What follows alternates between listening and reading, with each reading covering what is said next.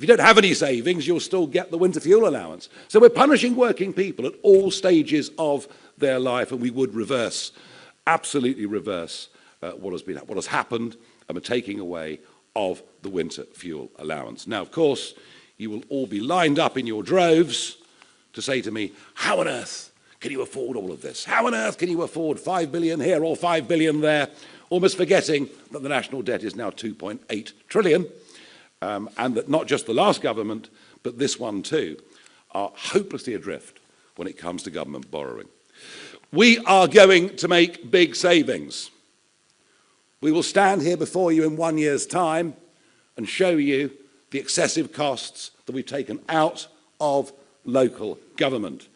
And at a national level, if we win the next election, we will scrap net zero, something that is costing the Exchequer an extraordinary 40 billion plus pounds every year. There will be no more asylum hotels or houses of multiple occupancy. People who come here illegally across the channel or on the back of lorries will not be allowed to stay. We will scrap the DEI agenda, which is costing the taxpayer up to £7 billion a year throughout the public sector. And yes, we see considerable savings to be made amongst the quangos.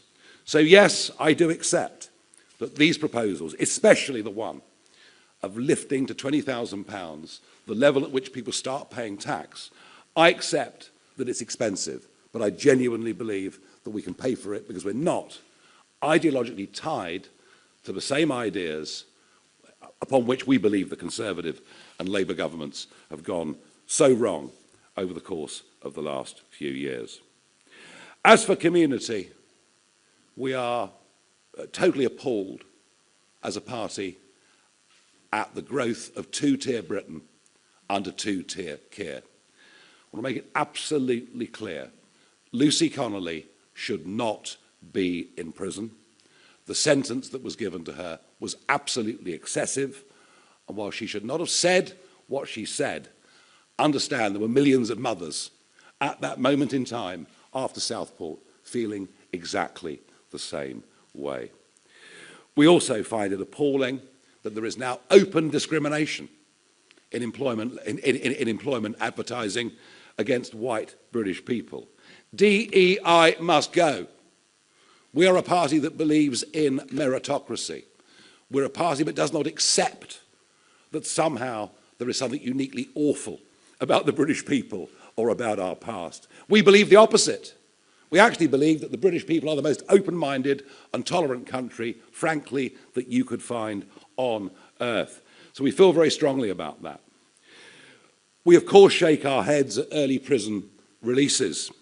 And this is an area that Sarah Pochin, our new MP, this is an area that and the failings in our judicial system that she is going to deal with. And we will, of course, end mass migration into Britain and be unafraid to talk about migrant crime. I was utterly demonised between 10 and 20 years ago for suggesting that opening the doors would lead to bad people coming into Britain. What I said was that from poor countries, we'd get their best people and their worst people. And I think if you look at the crime statistics in London and elsewhere, of the gangs that have been allowed to come in from Romania, Albania, or wherever else it may be, I do believe that I was absolutely right. And when it comes to country and a sense of what a nation is, of what national sovereignty is, of what the national interest is, this is where I do personally want to confront the Prime Minister head on. I think what we've seen over the course of the last 2 weeks is who Keir Starmer really is. He absolutely is the globalist. He absolutely is the person that bows down to this concept of international law in the face of courts that are either horrifically outdated or, frankly, wholly illegitimate. And yet that's what he believes in. The EU reset, which starts to align us back with EU law, not just that exists today, but that comes in the future, that brings the European Court of Justice back into our lives, that is a total sellout and something that he promised he wouldn't do. There is much more to come out about defence. We haven't yet heard the full extent of the defence package. And yes, of course, you'll say to me, oh, well, Nigel, fishing is only 0.5% of our GDP. Well, of course it is. We've destroyed it over the course of the last 50 years. We traded away what was ours when we first joined the common market. And as I think the only MP with a vested commercial interest in fisheries, which I do, I can't even tell you what this surrender means. The leaders of the French fishing industry associations have said they can't believe their luck. They're being allowed to fish up to our 6-mile line for a further 12 years. It means the death of nearly all of our inshore fishing industry.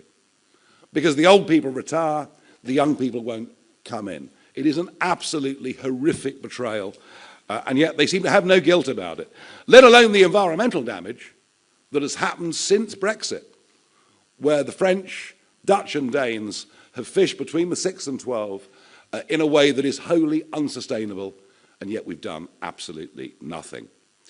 When it comes to Chagos, I think this is the worst deal I've ever seen in my life. There was absolutely zero legal necessity to give away the sovereignty of the Chagos Islands. None whatsoever. An advisory judgment from a court that is not legitimate and that has too much Chinese influence in it. And we're paying to do it. And if inflation runs at an average of 3% for the next 99 years, it's £52 billion.